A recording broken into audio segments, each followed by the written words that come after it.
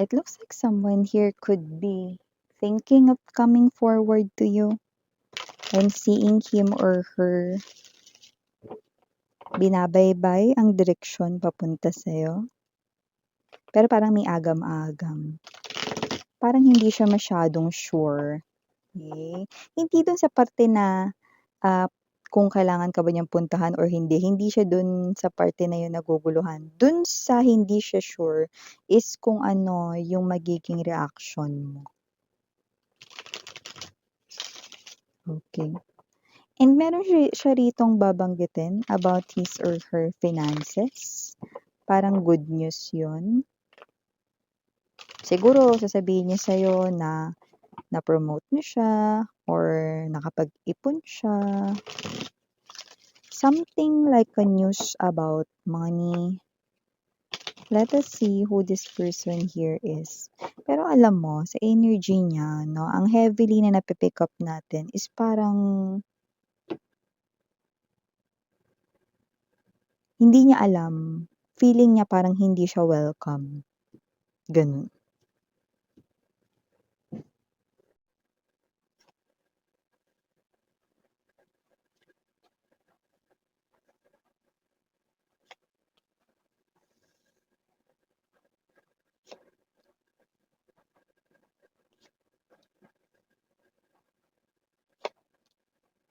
Oh, whoever this energy is, no, this person, no, I think stuck siya dati, no, in the past, no, between Eight of Swords, no, Four of Coins to the Ace of Swords, no. What does that mean, Miss Yan? Stuck siya rito sa past, no, whether to tell you some kind of a truth, yan, no, maaaring nag-hold back siya, no, hindi niya sinabi rito yung katotohanan, no, maybe because of your separation right in here, no, kasi nakita ko rito may nag-move on. So, possible na ang nag-move on ay ikaw, no? So, I do pick up right in here that this person could probably didn't tell you the truth about the separation, no? And now this person here, no, stuck siya sa kanyang head, no? Okay, para sabihin sa inyo ito, no, shocking truth, no? I just heard shock, no? Shocking truth ito, mga babes, no? Okay, with the 5 and the 5s, no? It looks like this person could be seeing a lot of number 5s, but definitely spiritual number of change, no? This person, dahil gusto niya ng pagbabago sa sitwasyon ninyo, no? This person right here, no? Yeah, okay, parang meron siyang energy, no, that I bet I can shock you on this, no? Parang may sasabihin siya sa inyo that could possibly turn your connection, no, into something way better daw, no? So, let's see, no? Parang may sinasabi siya ritong shocking truth, no? So, let us see. Okay, the world is in reverse right in here. Oh! Alam mo parang hindi ka dun sa truth masya-shock. Mamaya sabihin ko sa inyo, no? We have here the King of Cups, Eight of Cups, but it's in reverse together with the World in reverse, no? As the center of the reading. Now we've got the Three of Pentacles, Six of Cups, Nine of Swords, and the Queen of Cups. Ang taray, may pa ganun. Okay. Hi and hello there, collective. My name is Yan. Welcome you subscribers. Returning Istam buyers, thank you sa inyong walang sawang love and support for me po. At thank you so much na dahil hindi kayo nagsasawang tumambay dito at yun nga lahat tayong gender ha, babae, lalaki, LGBT, lahat ay welcome. Doon sa mga hindi nakakaalam, meron pa tayong isa pang channel kung saan nag-upload tayo ng collective readings no para sa kahit na anong zodiac sign mo, malaya kang manood doon. Ang link niya nilagay ko sa description box ng reading na Itetchiwa. Kaya naman mga babes 'no, wala tayo ditong time period sa iba nangyari na 'to, gano'n. Sa iba nangyayari na po ngayon sa present moment or sa kasalukuyang panahon at sa iba naman po ay mangyayari pa lamang like a prediction sa inyong future 'no. Pero ano nga ba yung sinasabi mo kanina Miss Yano? This is your ex-lover, walang duda 'no. Meron siyang sinasabi rito na hindi niya nabanggit dati. Puwedeng ito ay klase ng katotohanan 'no, na puwedeng hindi niya sinabi, okey, bagkus siya ay nagsinungaling sa'yo. Okay, this person 'no, hinide niya rito yung truth from you guys 'no. But now this person right here 'no, nagkaroon siya rito ng enough time 'no, to reflect, 'yan. So, with the Four of Coins energy nagkaroon ng reflection rito 'no, okay, and this person right here 'no, came up, okay, yeah, came 'no, meaning to say past tense 'no. So, this person right in here 'no, okay, but just take only what resonates. Ibig sabihin 'no, mangyayari pa lamang ito o nangyari na, darating at dumating na sa iba 'no, yung energy ng taong ito, ng ex ninyo 'no, na after ng kanyang matinding reflection, okay, sa kanya ritong nagawa sa'yo, okay, this person will came up with a resolution to tell you that shocking truth, maybe about your separation, because I do see someone here did moved on, and I do believe this is your energy, no? Kasi energy mo na to, sweetheart, eh. Okay? So, kung sino man tong mga energies na to, no, you moved on from this person, no? As this person here moved away from you, okay, ikaw ito na nakita ko ditong very sad, like your emotions are swaying, you even question yourself, 'no? Kung may kulang ba sa'yo, meron bang hindi kaaya-aya sa'yo, 'no? No, okay, wala, sweetheart 'no. It's just that this person right here 'no, meron talagang dahilan kung bakit talaga siya rito lumayo sa inyo 'no, and it's not your fault.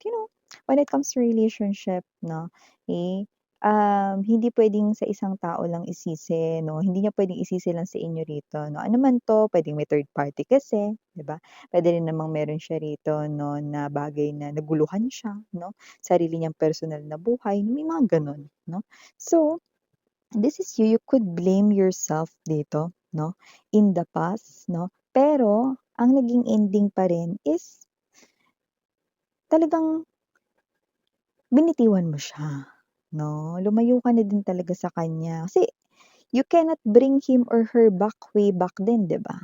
So, nakita natin dito that sinuko mo rin siya, eh, kasi wala ka ng nagawa dun sa sitwasyon na yun, ayaw niya, eh.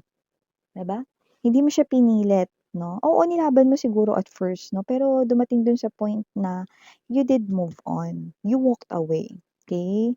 Because you feel like there's no hope 'no, na natitira for this relationship because this person mas palagi niya na inuulit na pinipili 'no, yung matapos ang inyong koneksyon. Yun ang pininindigan niyang desisyon 'no. So, I think time did pass right in here, okay, and now is that perfect time 'no. The divine timing is now 'no. Alam niyo kung ba't ako natawa rito? Kasi nga siguro ready ng aminin rito ng inyong ex-lover 'no, yung truth 'no, and nothing but the truth sa kung anong tunay na dahilan, bakit siya lumayo sa'yo or bakit niya kayo iniwan 'no. Ano man yon, mukhang ready na siya ritong sabihin ang lahat-lahat ng katotohanan sa'yo in order to create this balance right in here 'no. I bet I can shock you daw 'no, sa truth na sasabihin niya 'no, pero alam mo kung saan ka masho-shock? The World in reverse and the Nine of Wands in reverse 'no. Alam mo mga babes 'no, 'pag nakita mo siya hindi ka dun sa truth masho-shock, eh, parang mas masho-shock ka pa dito 'no, sa itsura niya, sa mukha niya, 'yan 'no, parang ikaw 'to, "Anyari?" Anyari sa'yo, 'yan 'no. And we're talking about the physical appearance of this person right in here. You're not being judgmental 'no, but what I'm seeing right in here 'no, is that this person, okay, kapag nagkaharap kayo at sasabihin niya rito yung truth 'no, kahit nagsasalita siya, kahit sinasabi niya rito yung truth 'no, okay, you are more focused sa kanyang physical na appearance 'no. Bakit, ano bang meron dun, Miss Yan 'no? Well, mas na-shock ka bakit 'no, kasi mukhang siya ay tumanda rito 'no ng 100 porsiyento 'no or times 'no ng percentage dito 'no. Parang naging mukha siyang madyonda, okey. Puwedeng nagka-wrinkles siya 'no, puwede rin na lumalim yung eyebags niya 'no, hindi niya asikaso yung sarili niya, yes, that's correct 'no. Okey, so nakita natin dito 'no that this person right in here 'no, parang anyari sa'yo? Anyari? Parang gano'n mas nag-focus ka do'n, Kasi nga super na-haggard siya, na-stress siya, nag-reflect 'yun sa body niya, okey. So, hindi niya talaga dito naalagaan yung sarili niya 'no, but you know what mga babes 'no, Alam mo yung seryosong-seryoso siya rito 'no, na puwedeng this person is already stating you 'no, asking you forgiveness right in here 'no, but your focus is, "Anyari dito sa ex ko, bakit ganyan? Parang tumanda siya, bakit parang naging kulubot ang kanyang skin? Bakit nagka-wrinkles dito ng doble-doble yung noo niya, anong nangyari dito?" May gano'n kayong energy dito, yung parang hindi niya naririnig kung ano yung sinasabi niya, 'di ba? So, gano'ng klase ng energy na but King of Cups energy and the Eight of Cups in reverse 'no, bago niya kayo kausapin, meron siya ritong sinasabi sa self niya, okey? And ikaw bahala rito 'no, kung ito pa ay may katotohanan or wala na 'no. Kasi ito kasi parang siguro pinalalakas niya na lang din yung loob niya 'no. But with the King of Cups wala tayong gender dito mga mahal 'no, with the King of Cups energy, Eight of Cups 'no, parang meron siyang energy dito 'no, na kung sakaling sabihin niya sa'yo na ika'y tunay niyang minamahal at yun ang kanyang na-realize baka maaaring magbalik ka sa kanya. May gano'n siyang klase ng energy rito mga babes 'no, baka ikaw ay muling, um, pumayag 'no, na kayo ay muling, magsama or muli kayo rito magkaroon ng relasyon 'no. Kung sakali daw na maririnig mo na ikaw ay kanyang tunay na minamahal 'no. So, whatever the case may be, alam mo kung ba't niya yan nasa isip, because in the past, okay, we've got here the Six of Swords, 'di ba, in the world in reverse. Dati kasi naka-upright 'yan 'no. What does that mean, Miss yan?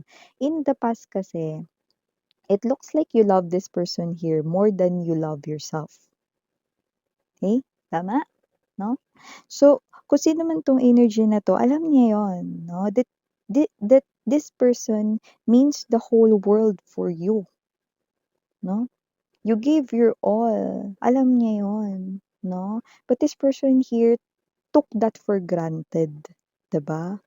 And now, this person here could be thinking or baka puwedeng pinalalakas niya nga lang din yung loob niya because I'm seeing right here 'no, filling in confidence 'no, or boosting that kind of self-esteem 'no, but this person right here 'no, is someone na yun ang kanya ritong parang sinasabi. So, I think, mababanggit niya yan sa inyo pero yun nga dun kayo mas masho-shock sa kanyang, ah, pagbabago sa kanyang itsura, yan 'no. So, hindi kayo nagiging judgmental dun kasi kapansin-pansin ito 'no. Siguro mga babes 'no, siya ito na alam mo yun dati siyang maputi 'no, pero dahil nga siya ito na parang naguguluhan rito paano aayusin yung relationship ninyo na baka naman kahit tirik na tirik yung araw 'di ba, wala siyang payong 'no, siyempre talagang magkaka-sunburn ka.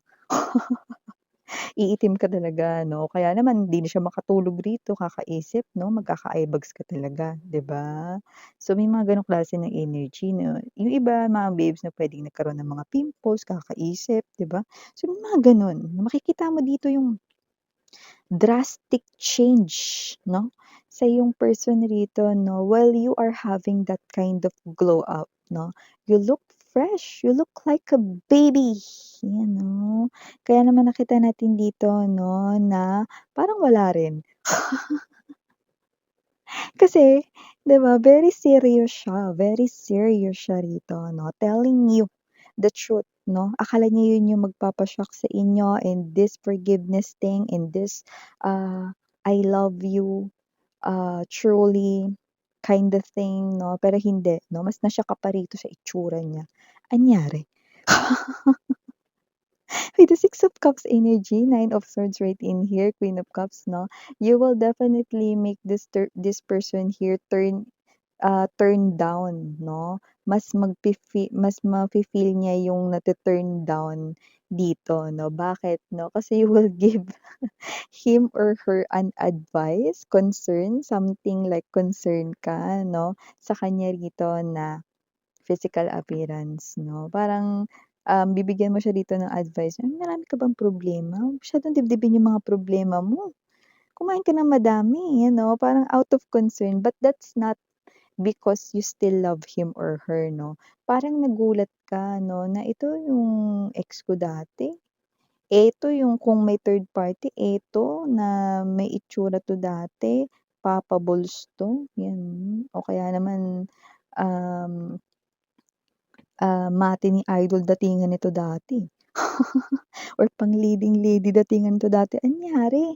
Ayusin mo yung sarili mo, Parang ikaw 'to nabibigyan mo siya ng advice, parang kailangan mo kumain ng marami at maging healthy para makapag-provide ka sa nanay mo, sa tatay mo, yun parang bibigyan mo pa siya ng advice na gano'n, yung mga babes, 'no? But you are not concerned sa kanyang mga nasabi, 'no. You are just concerned 'no, kasi makikita mo rito ang laki ng ipiniyit niya, tumanda siya, nagmukha talaga siya rito 'no, na parang alam mo 'yun 'no, walang-wala sa life, parang gano'ng klase ng energy 'no. Yeah, pinagbagsakan, pinagsakloban 'no ng langit at lupa, gano'n 'yung dating, 'di ba? So, parang ikaw 'to 'no, parang ano lang, concerned citizen of the world 'no. Bibigyan mo siya ng gano'ng advice 'no. So, with the Nine of Swords energy, Six of Cups right in here 'no, yeah, okay, nakikita ko rito na mararamdaman ng person mo 'no, that you're not really into jumping into another chance 'no, taking this person here 'no, na magkaroon kayo ng relationship like mas mararamdaman niya na ayaw mo na talaga. Yan. So, for the initials right here, yes, we do have nandito letter S, nandito rin letter E. We also have here the letter C, andito rin ang letter J. Mawawala ba naman dito ang letter N? Of course, nandito rin ang letter T. And last but not the least, the letter R. So, yeah, these are all the messages. Thank you so much, mga babes. Again, I'm Yuriana on Sarang Love and Light. Annyeong.